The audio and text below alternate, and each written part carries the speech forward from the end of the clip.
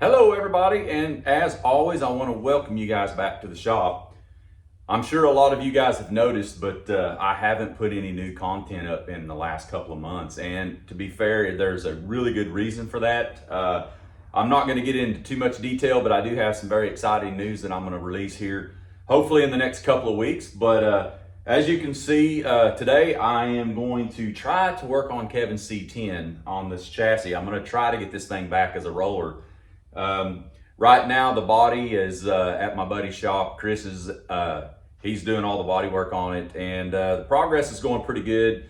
For the most part, you know, the body process is usually pretty slow, but I basically have quite a bit of older footage, and that's what I'm going to end up letting you guys watch today. I've got some older footage as I'm building the rear end actually on this truck, and what I don't mention a whole lot on the actual footage is how much I fought that rear end.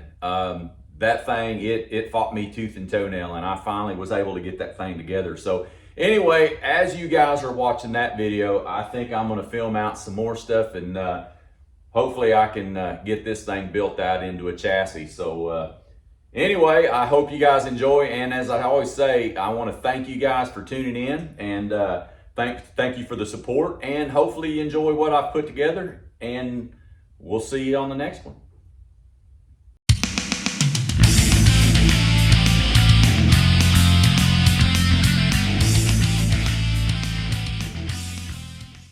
Okay, one of the next things that I need to do to Kevin's truck, as you can see behind me, I need to start working on the rear end. So for the most part on the rear end, I'm not real sure what gear ratio is in it, but one of the biggest things, which is the most obvious thing, is we got to tear it down and clean it up and get it looking as nice as the frame and the front suspension. So we'll do that. The other thing is it's almost a given that it's going to get new bearings and new seals. Additionally, once I get into it and I open up the rear cover and see what the gear ratio is, as long as the gear ratio is kind of where we think it needs to be, somewhere between a 308 and a little bit lower, then we'll probably stay with that gear ratio. If not, I'm going to end up putting a new set of gears in it. So anyway, I'm going to get after it. I'm going to pop these tires and wheels off of it, and I'll start tearing this thing apart. And I haven't quite decided whether or not I'm going to end up painting it or if we send it out and have it powder coated. So we'll make that decision as we go. So anyway, that's what I'm going to be doing next.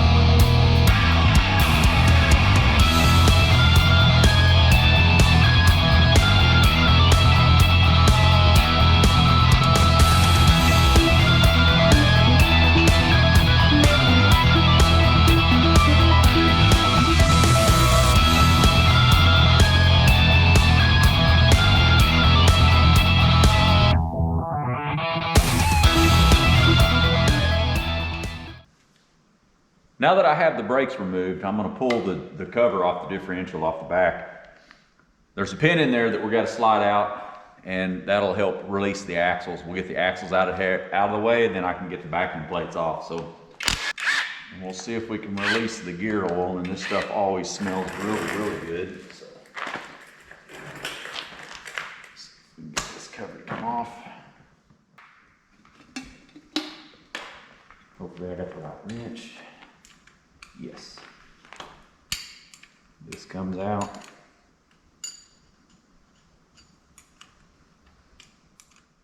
Okay, now that that's out, I'm going to rotate this just a little bit, and I'm going to reach up in here and I'm going to push this pin to get it started.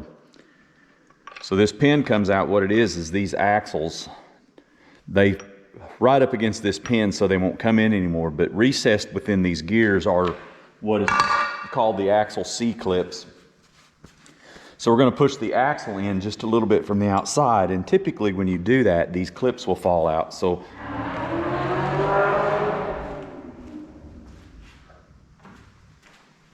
somebody knows I'm here. If you guys heard that or not, but that was a car.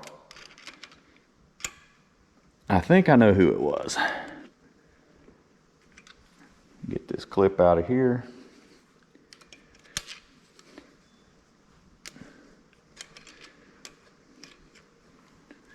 There's one.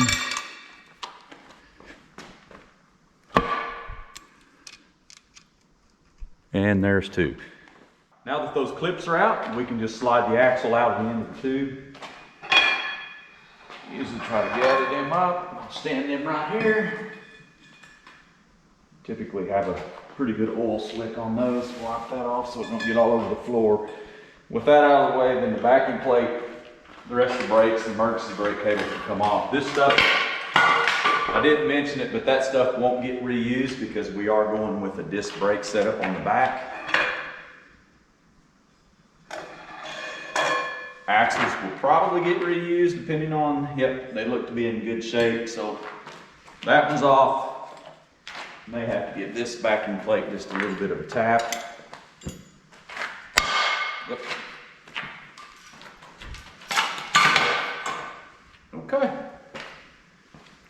Okay, I got the axles and the brakes and everything out of the way. And as you can see, this is definitely, this is not anything as far as a limited slip, a lock or anything. This is what's commonly referred to as a one tire fire, because when you get on this thing, only one tire is going to spin. So that will definitely be a decision that Kevin will have to make up. But another thing I want to show you, we're going to look at the gear ratio on this rear end, and we've got some numbers right here. I don't know if you'll be able to see it, but this is a GM part number. Then it's followed by the number 15 and 41. So when we divide that number 41 by 15, this is going to come up to be a 273 gear rear end, which is really, really high. So I'm going to let Kevin make the decision. Now, one other thing that distinguishes this rear end, there's two parts about this. This is probably an 8.5 inch, and that is basically the diameter of the ring gear. This is an 8.5. They have 8.2s. They've got them in all various sizes as far as the diameter of the ring gear, but most commonly you've got two GM rear ends that are in the modern era. Basically, we're in the era of this truck, so to speak. So you have a 10 and a 12 bolt, and what makes them different is the number of bolts that hold the ring gear to the carrier. Now in this case, it is 10. Another thing, it has 10 bolts that hold the cover on. So if you can't see the gears, then typically if it's 10 bolts that hold the cover on, it's a 10 bolt rear end. If it's 12, it's 12. So that's a good, easy identifier. Gear ratio, as far as that's concerned, not so easy. So anyway, I'm gonna leave this thing sit here and let it drain and let it drip. And I think we'll figure out what we need to do next. Okay, it's a brand new day, and if you hadn't noticed, the footage that you just watched on the teardown of this, I filmed weeks ago. And anyway, what I didn't film off, I basically didn't film. Before I tore this rear end completely apart, I buttoned everything back up, I took it outside, and I sandblasted the housing, got it nice and clean. I brought it back into the shop, and then I ended up putting a coat of epoxy on it. So anyway, I've got it prepped and ready. I've cleaned the axle tubes. I've washed the inside of the pumpkin out really, really well. So it's very clean and it's ready for assembly. So before I put it together, one of the things that I typically do on these rear ends, whether it's a 10 bolt or 12 bolt, which this is a GM 8.5 inch ring gear 10 bolt, I always weld my axle tubes to the pumpkin. And I'm gonna set up, and we're gonna do that here in just a minute. But anyway, one thing I do want to mention, if you guys notice behind me, in this area of the shop is typically, if you guys have watched some of my previous videos, this area I've always assembled engines and stuff in this area. So if you notice, there's nothing behind me, and most of the tools and stuff and all the parts and stuff are moved off the shelves. And maybe later on this video, I will take you up front and I'll let you see kind of my new digs, the new areas where I'm going to be assembling my engines from this point forward. So anyway, I've got a lot of parts here. I don't know how in depth I'll get on this build, but I think I'm going to set up, we're going to weld these axle tubes in, and then I'll go over a little bit of the things that I do on setting up the gears and getting this rear end built out. So anyway, stay tuned. I'll see you in just a minute after I get the machine set up. So I picked me up a couple more GoPro cameras, and we're going to try something new today. So hopefully this works. This is my helmet cam. I got it covered really well. Hopefully the welding splatter don't mess with it. So we'll see how this turns out. If it turns out, you should see it in this video.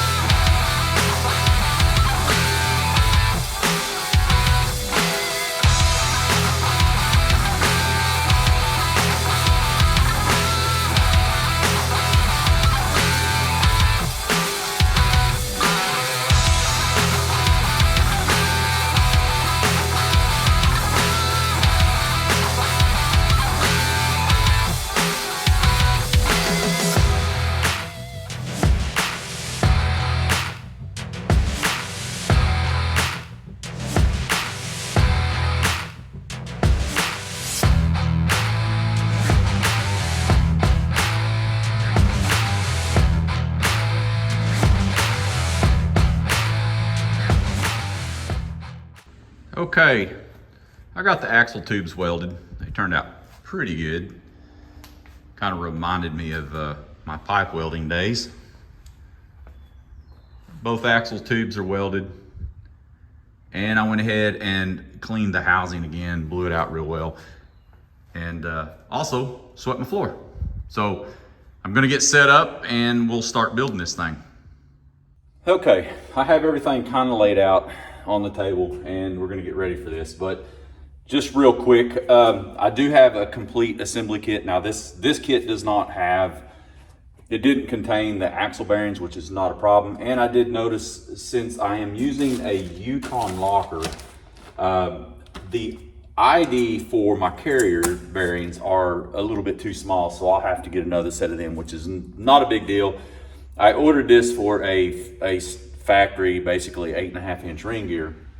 So I have a brand new set of gears. I want to say these are somewhere in the neighborhood of a 342 to 355, somewhere in that neighborhood. But typically what I like to do, the first thing I'll do is I will check the instructions from the manual, from the manufacturer, and I'm looking for pinion depth. And if you were just putting bearings and stuff into a rear end, into a regular, if you were just building a rear end from scratch, so and you were going to put new bearings in it, typically what you would do is you would pull this bearing, and then there should be a shim stack under here, and that most of the time, if you put that shim stack back on with new bearings, you're going to be in the ballpark. But since everything is new here, we're going to basically go from a fresh build. So we're gonna set the pinion depth, but before I get anything done, I'm gonna pull this just so I can see what the existing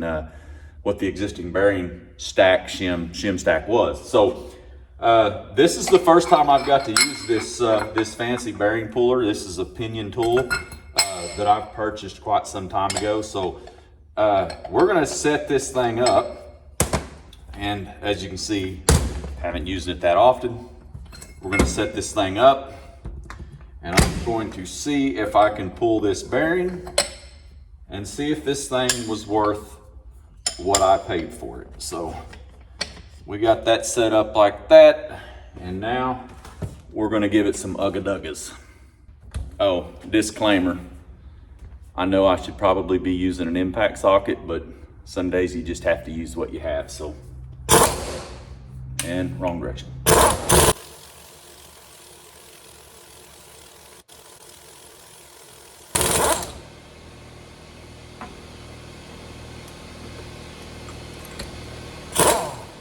All right, that thing worked just like it's supposed to. So anyway, this is the factory shim that's behind that bearing. And this one measures out to be about 35 thousandths. So like I said, if you're just replacing bearings on your rear end, your old wore out and tired rear end, and not replacing gears or anything, you can usually put this back in on a new bearing and you're gonna be right in the ballpark. And then the rest of it is, you know, set and preload and your backlash. So I'm gonna put this aside. Okay, I went ahead and got everything cleaned up and laid out. Washed the new gear sets as well as the new carrier. Now, I was trying to look to see if the manufacturer, a lot of times they will give you a recommended pinion depth. And basically what that does, it kind of goes off the center line of the pumpkin or off the housings, and it gives you a depth that you can actually measure to the face of this gear. I can't find it for this set of gears, so what it does tell me is, it does tell me, like I said earlier, to use this original shim stack. So we're gonna start with there is our base. And the next thing I've got, and I've got these are what I use, these are mock-up bearings. And don't crucify me for what I'm fixing to tell you, because I have a book over under my parts counter that actually tells you how to do this. I have 2 different 10 bolts and one 12 bolt mock-up bearing. And what they tell you to do is to buy a brand new bearing to use this, and then take a carbide cutter and open the inside of this up. Now, the reason why you're gonna do that is, you saw earlier when I pulled that bearing off of that other pinion, that's putting quite a bit of stress on that bearing, because you're literally grabbing this cage. So when you open this up, it allows you to put this thing down on that pinion by hand. And once we have the rear end, everything set up, we'll check the gear mesh with this markings fluid or solution or grease, whatever you want to call it. Once we have that depth set and we like our gear set patterns, then we'll come in and I'll put the actual, the brand new bearing that came with the kit. This is a new bearing and there shouldn't be that much difference in those. So anyway, that's what we're gonna do. And I'm gonna get this thing set up and I'll start doing the preload. The next thing I need to do too is I gotta mount the new ring gear onto this carrier. So these sometimes can be a pain in the tail, because you basically, I've literally put these things in the freezer and tried to warm these up a little bit, but we're gonna put this on, and then we're gonna get everything chucked up into that rear end housing, and we're gonna start rebuilding this rear end.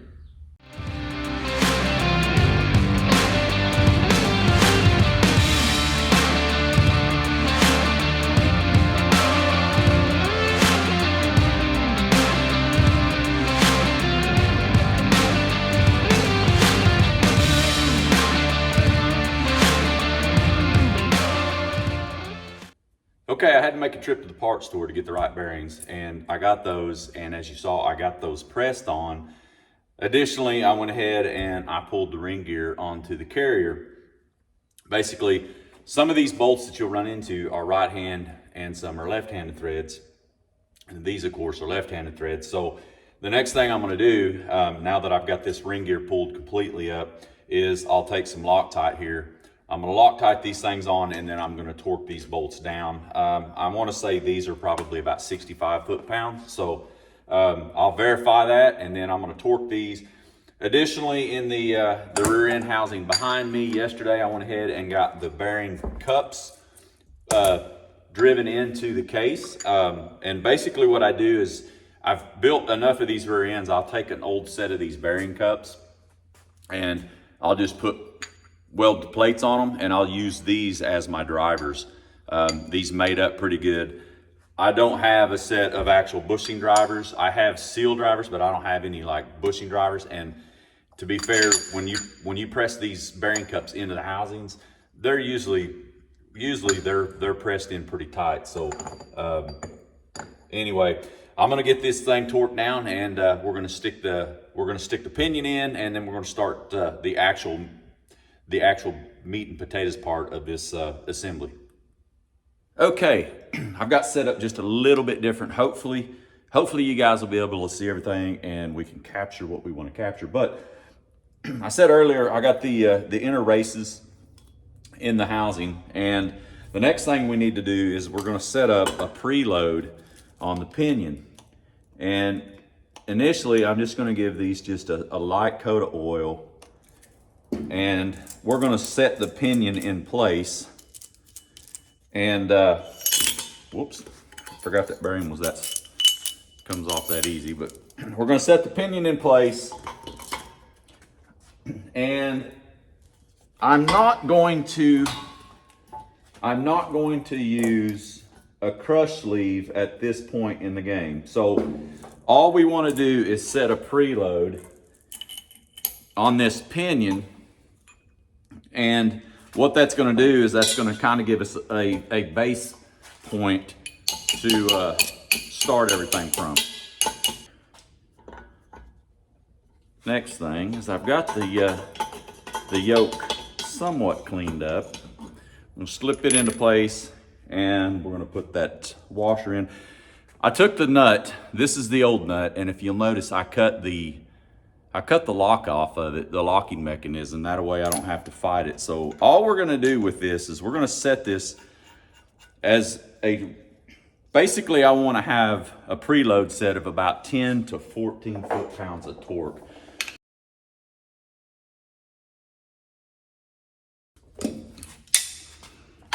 Okay, now that I've got that pulled up, I'm gonna give it just a little bit more of a, snug it just a little bit more. And that feels pretty good for what we're going to attempt to do on this go around. So, all right. Now that we have the pinion in, and I've got a little bit of a preload, the next thing we're going to do is we're going to put the carrier in, the ring. Sorry. Now that we have the pinion in, hopefully I said that right, we're going to stack the carrier, and then we're going to set our backlash. So the first thing we're going to do is we're going to put these bearing cups on the bearings, and then we're going to try to lower this into place without smashing our hands. To be fair, that is about the only way to do that. So next thing, these are the factory shims. They go in on the sides, and I typically like to use those just because they do, that's what come out, and they are a little bit thicker. So my attempt is we're definitely going to try to use those for the time being. So I can tell you right now, we're going to have a lot of backlash in this. Actually, not too bad. But I got to get this ring gear over closer. So they do supply other shims, which are these. And I'm going to shim this and get this somewhat closer, and then we're going to put our bearing cups on, and we're going to torque this down, and I'm going to set the backlash.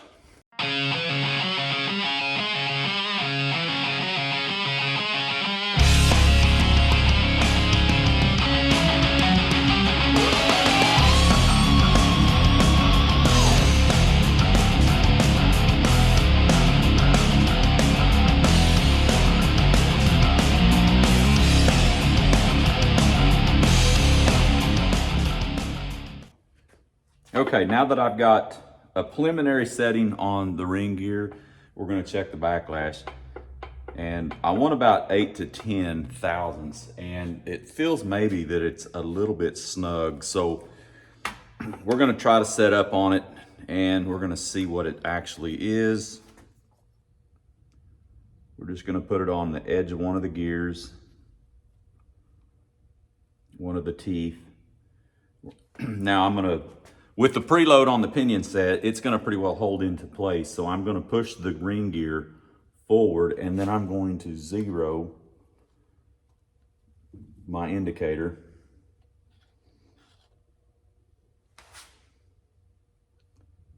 And that looks good. Like I said, I'm looking for 8 to 10 thousandths. And at the moment, that's actually a little more than I thought it was gonna be. That's about 14. So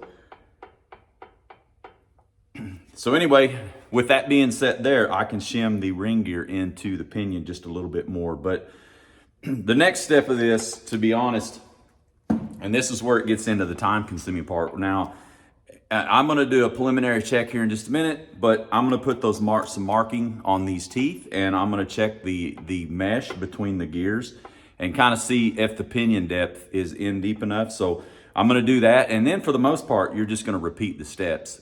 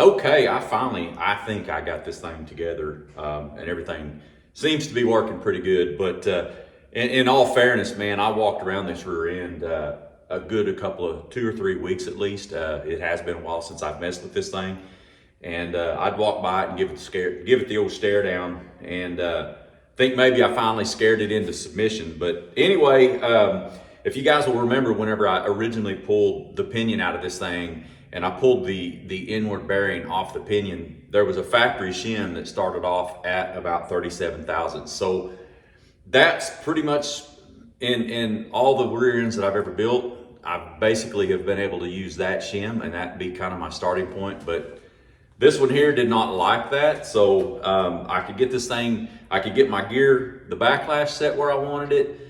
The gear mesh it was trash. It did not feel good.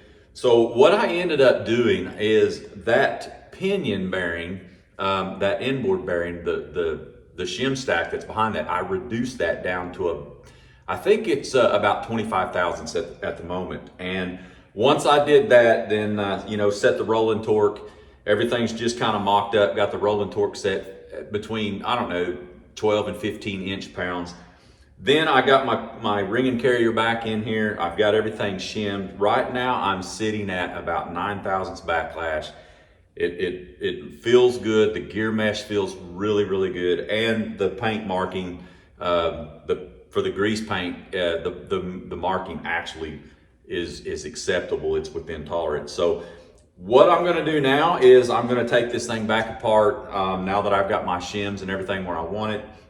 I'm gonna do the final assembly. I'm gonna wash these gears because there's yellow paint marking all over it. So I'm gonna wash everything back up. We're gonna do a final assembly, install the crush sleeve, get the seals and the bearings all replaced in this thing.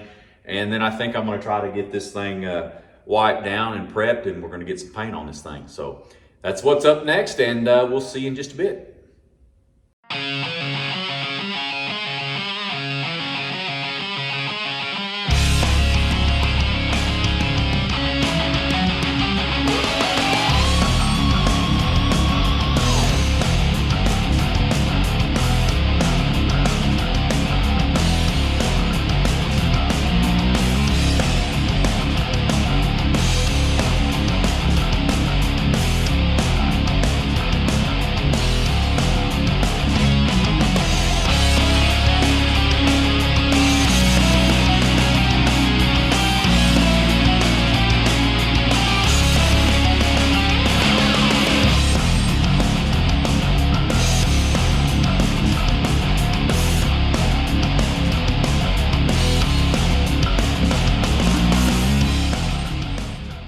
Okay, the next part of this, for lack of better words, it sucks, because if you'll notice, I still have some end play in this, and I've got the new bearings put on the pinion.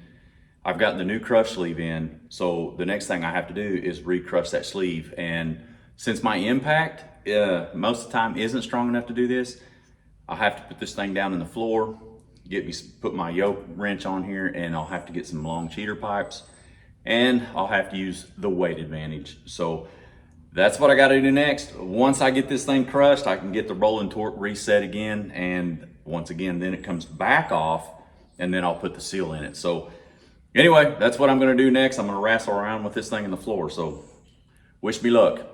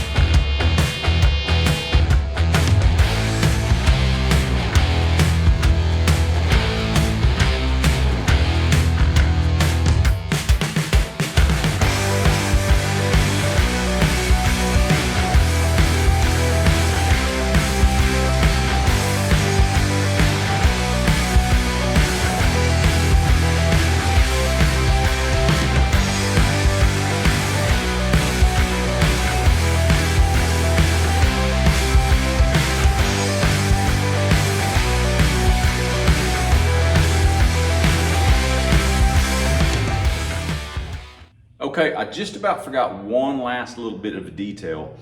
And since this rear end, we're gonna go with disc brakes on the rear. The brake lines are gonna be set up just slightly different than what they were for factory original. So I've got these little brake line tabs that I'm gonna mock up the brake, basically the caliper bracket. I'm just gonna mock it up on here. I'm gonna hang the caliper on here and just kind of see where the rubber hose is gonna hit. So I'll have a little bit better idea. I'm pretty sure they're gonna hit pretty close to the same place that this tab here that you may not be able to see. But anyway, there's a factory brake line tab. It's just a bend over tab. And there's one on, actually there's two. There's one here, and there's two more on the other axle tube. I will leave the center ones, and on these I'll take my little grinder and I'll just grind those spot welds off, and I'll knock those things out of the way. But I think for the most part, this little bracket here is gonna mount pretty close to the same area. So I'm gonna mock that up real quick and get these tacked on here. That way I don't have to do anything else. And then I'm gonna finish wiping this thing down, and I'm gonna get it hung up and get it ready for paint.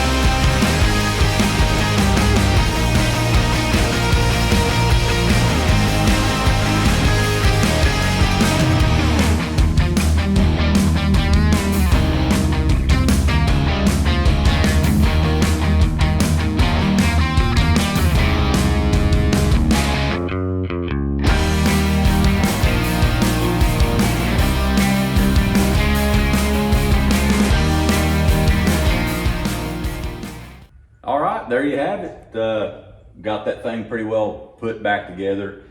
Everything's assembled. I actually had to call tech support on that brake kit because for some reason the instructions said both of the calipers mount on the back side of the axle, and I was trying to mount the calipers. Well, the calipers are basically, you need the bleeders up, and there was no way I was going to be able to mount both of them up. So essentially the kit that I have, the caliper mounts on the rear on one side and the front on the other side. So I might do a little bit of exploring and see if I can get a left and a right caliper. And if I do, I'll correct that. But for the most part, the tab's welded on. I've got this thing masked up, prepped, cleaned, and ready for some paint. So I think I mentioned it earlier that as you notice behind me, this was the area that I typically build engines and stuff in. And I did kind of throw out a hint that I'd take you up front and give you just a sneak peek of some of the stuff that's getting ready to hit the shop, and some of the things that I've been doing a ton of work on this place in the last couple months. And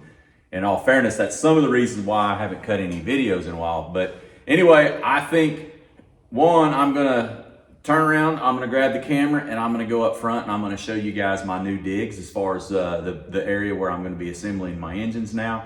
I have it, I don't know, about 80% done. Still need to go in and clean and organize just a little bit more, but all the engines, all my parts, well, not all of them, because I've got a ton. But anyway, other than that, after that, I am going to, I'm gonna end this video with, basically I'm gonna let you guys watch paint dry. But anyhow, I've got some time lapse I'll share with you as I'm painting a few parts, as well as spraying some color on this. So as I always say, hey, I want to thank you guys for tuning in, and as always, I appreciate the likes and the kind comments. And like I said, there's some really big news coming, and I hate to kind of do this, but it kind of basically is it'll pique your interest to watch the next video. But I do have some rather large news coming up, and anyhow, I'm gonna grab the camera and I'm gonna give you guys a tour of my facility. Okay, I'm gonna see if I can use this little tripod like a selfie stick. But anyway, we're gonna go up front. One of my earlier videos, I kind of showed you guys this up here just a little bit. There used to be a big slot car track up here, and it's finally gone. I do have some stuff up here, and you've kind of some of the assembly on Kevin's chassis and the engine stuff. You guys saw some of that going on up front. But anyway, we're gonna run up here, and there's an area up here that I've been working on, and I think it's going to work rather well. It's going to be a little bit easier for me to maintain and keep some of the dust out. But anyway, this little area right here, as you can see, I have quite a bit of stuff already set up in here. I got a lot of my specialty tools hanging. I built a couple more shelves, and part of my parts counter that was in the back, that is it. So it's now up here. But as you can see, I have things somewhat laid out and kind of, and a little bit better, a little bit easier to find what I actually have. It's amazing what you can do when you organize, and I'm usually pretty spot on the organization. But anyway, like I said, hey, there is some definite big news coming, and hopefully you guys will tune back in for that. And once more time, I thank you guys for watching, and I'll see you on the next one.